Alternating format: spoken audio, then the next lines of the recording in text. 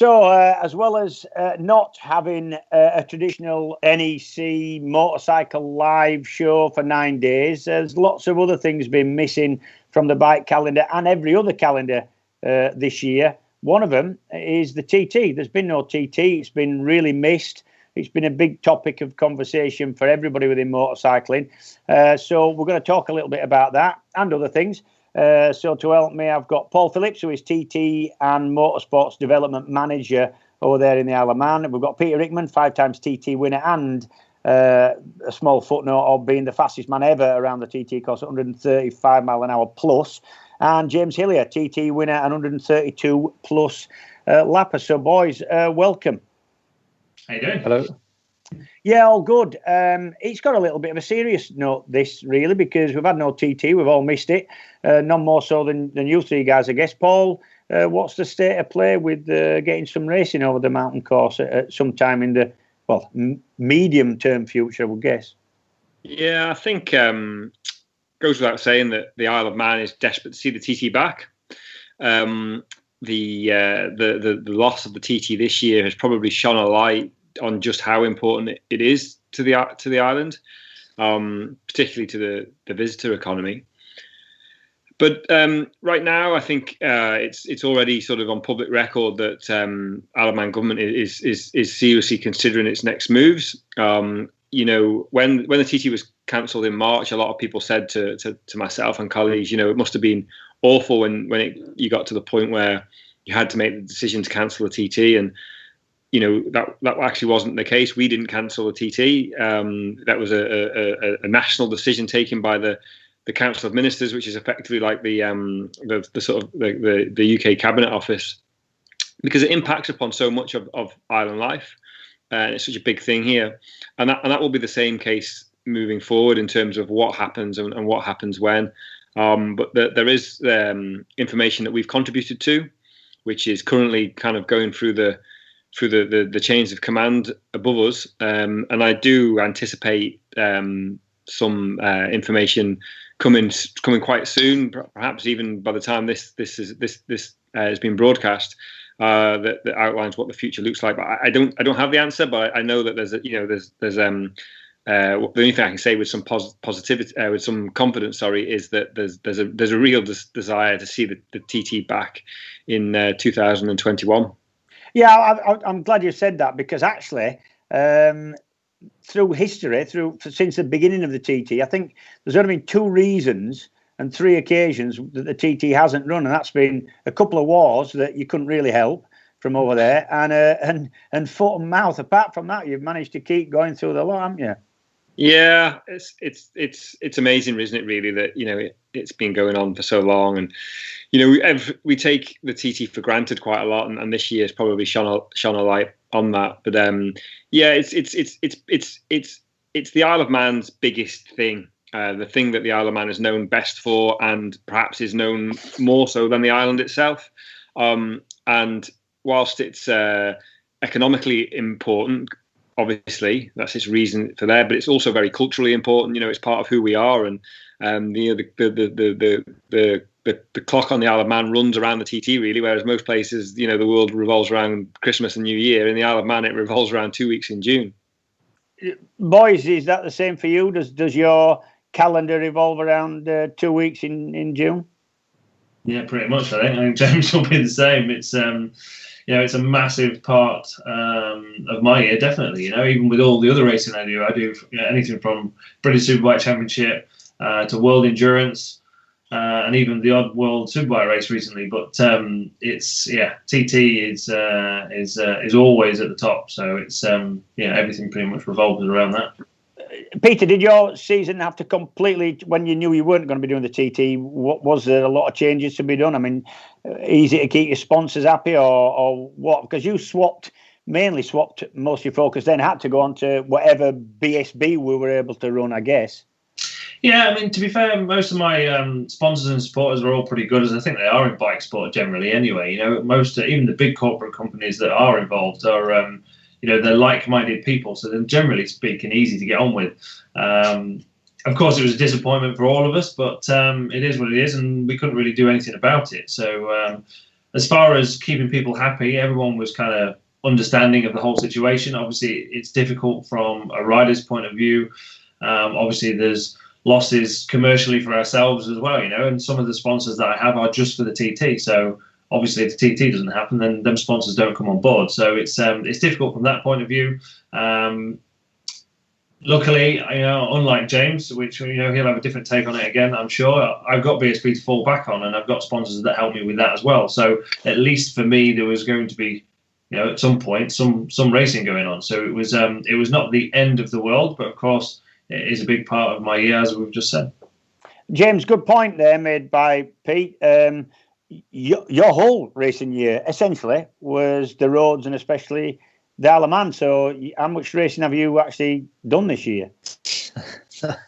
I've done 2 enduros on my dirt bike. That is it, and when you're a kid, it's your year revolves around Christmas, doesn't it, and your birthday, and then now I'm sort of grown up, it's all about those 2 weeks in June on the Isle of Man, and I still can't sort of get my head around it. It is what it is. We have to look ahead and sort of be ready for when we can go. It's frustrating, but there's people in worse situations.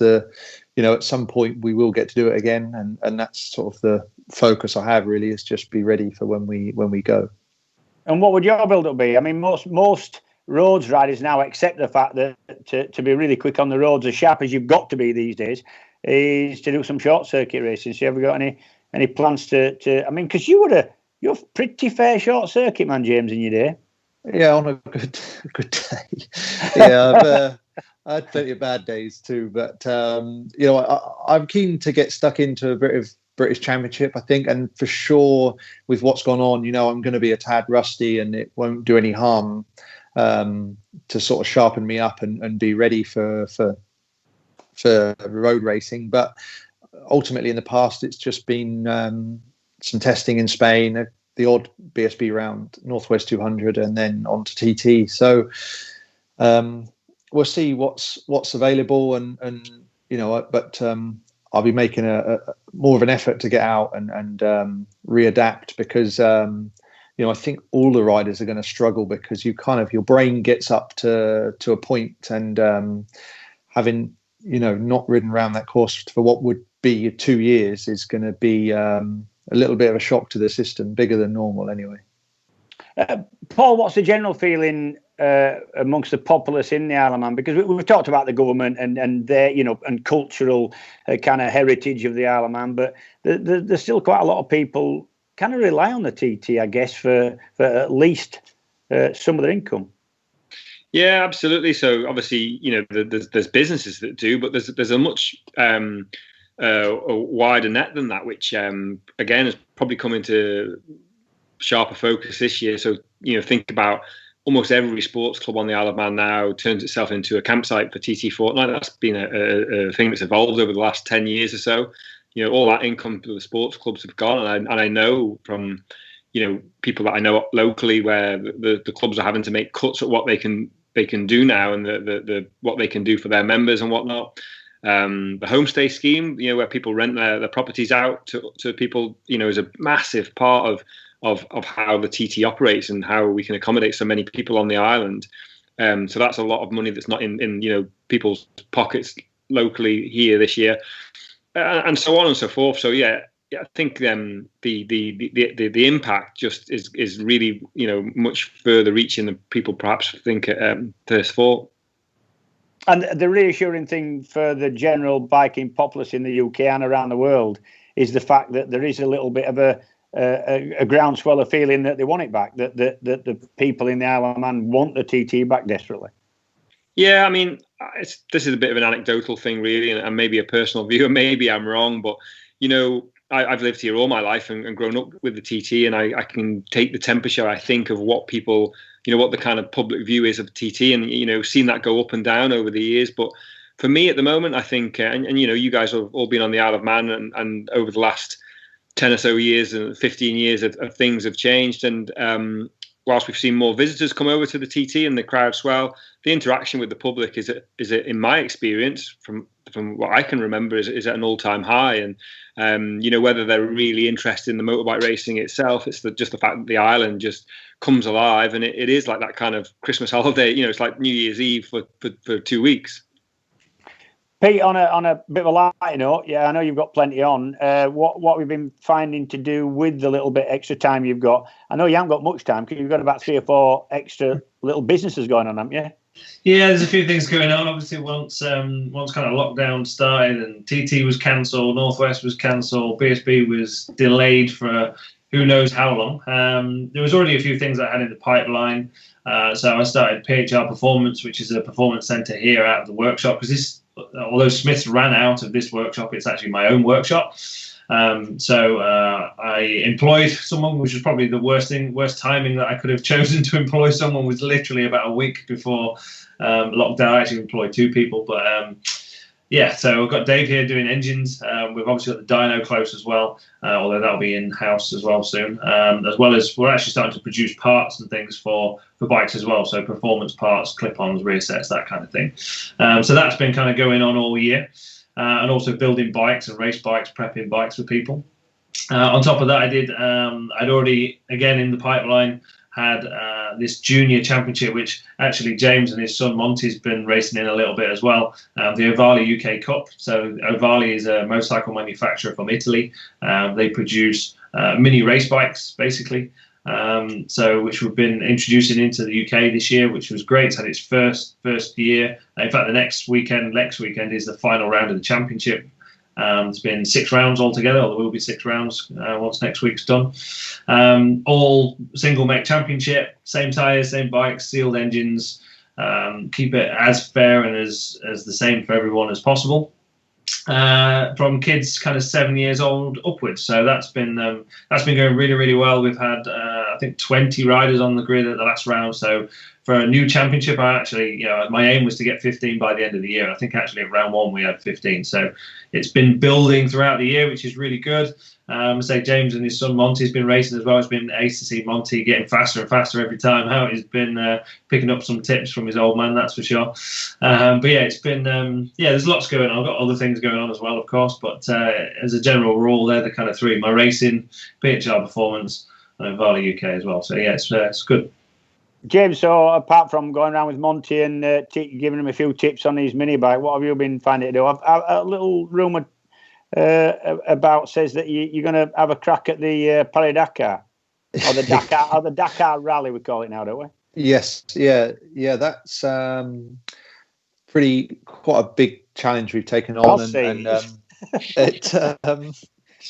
it's always been something I've been interested in, and the team were looking for some content actually early on in this situation, and when there was no racing going on, I did a question and answer Instagram live, and one of the questions was, would I ever do Dakar? And the answer was obviously yes. And then Alan Gardner, the team boss, was the team owner, was watching, and afterwards he texted me sort of Dakar ? And next thing you know, it's just they bought a bike, and the OMG and Rich Energy we're going to the desert. I'm away again. We've done 2 trips already this year. There's a practice bike in Dubai, so we're going out again this week, just some more riding and preparation. But yeah, so next year for sure I'm going to be road racing and some off-road rallies amongst that. So 2 different kind of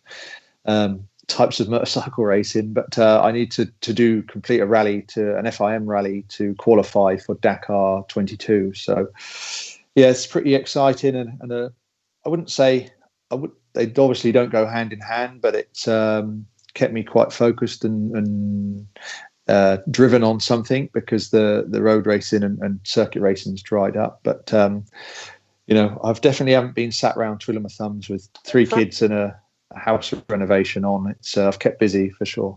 For those that aren't initiated, mileage wise and kind of intensity, just quickly explain the Dakar Rally. How much riding you're going to be doing?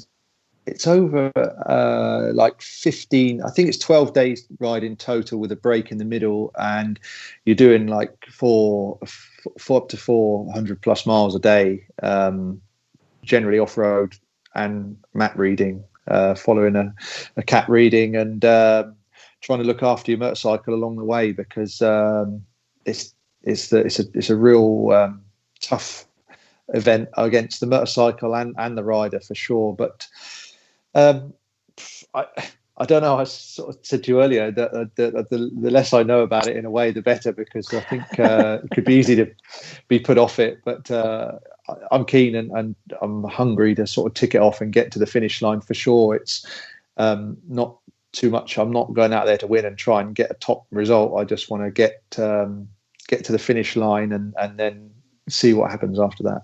I admire you for it, mate. Paul, can I ask? Are you doing it by yourself, or are you doing it with a couple of other riders?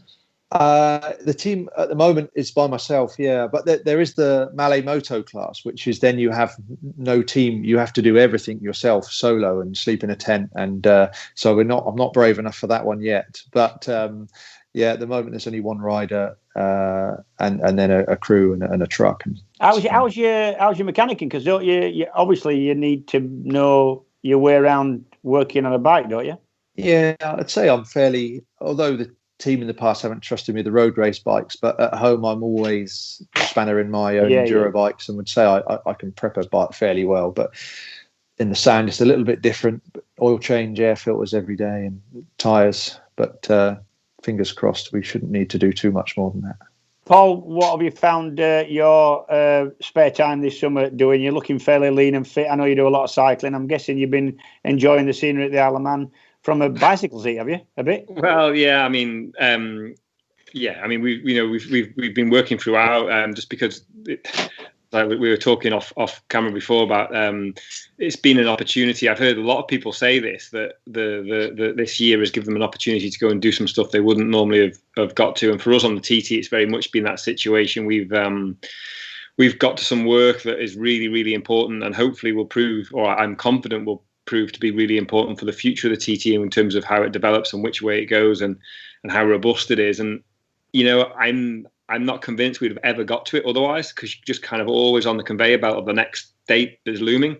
And when you work in events, you can never push a deadline back. You can't say, we're not going to be ready, can we just knock the TT back a couple of weeks? That's not how it works. So there's been lots going on TT, but obviously we haven't delivered an event, so it's taken away those kind of pressures from us in terms of and being more in control of your own time, I guess. So I've done like 12,000 k this year, I think, on the bike. We've managed to avoid getting sick, which is the main thing. So and the weather's been pretty good up until recently. So do you miss these guys? You miss the riders, because you're hands-on wise, you're the person that has to deal with them more than anybody else.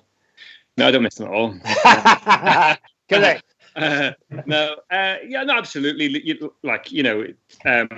It was weird at TT. There was, when the TT was on, I think we came out of lockdown in the Isle of Man, and I was out with my mates on our mountain bikes for the first time one day, and it was the equivalent of Mad Sunday, and I was like, we were sat at the end of the bike ride having a coffee and a cake, and it's like, it should be the middle of TT today, and it was a real kind of, I hadn't just forgotten for a second that it should have been TT, but. There was a lot, I have to say, so when you work on TT, and I'm sure the guys even the same, we all love the TT for at different levels of our involvement. But when you work on it, when it's your it's your occupation, when you're working on it professionally, there are like everybody's job. You have stressful situations and pain points, and there's obviously lots of things that you don't miss at all. You think, crikey, I'm glad I'm not dealing with that issue today, but then there was lots of other things, particularly just before TT, which is more about me being a fan of the TT as a kid. That kind of when I was a young lad, the 2 weeks before, as it was all starting to come to life, and the hedgerows would be getting cut back, and that kind of weird late May light, it's the long days and stuff. That was kind of the bit where I felt like I missed the TT more than ever. And then And it was kind of weird because none of that happened. You know, the hedges got hedges got more and more overgrown, and it's weird. And I've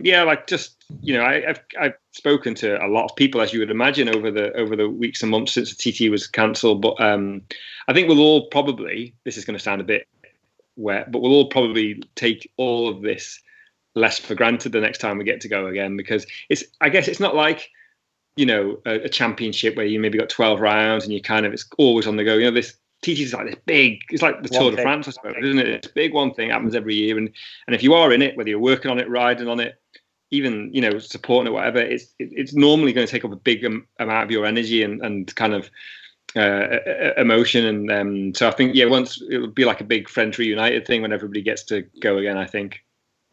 And then we'll all fall. And then we'll all fall out. Rules or something. Yeah. What's the one thing you miss, or what you have missed this year, if you could pick one?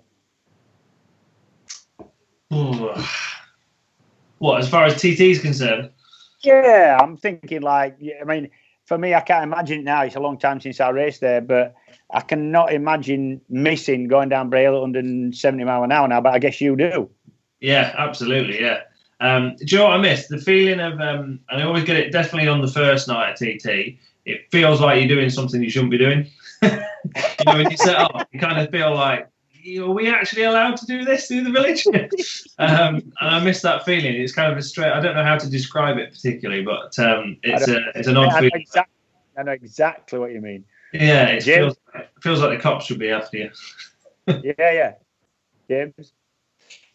Similar, really. Yeah, the whole build up, really, the kind of to that first night, because that's when it really kind of sort of hits you, you know. But even the build up to that, getting on the boat, setting up in the paddock, then, you know, walking up for first practice, checking your tear offs are all good, your helmet's prepped, and then setting off for lap one.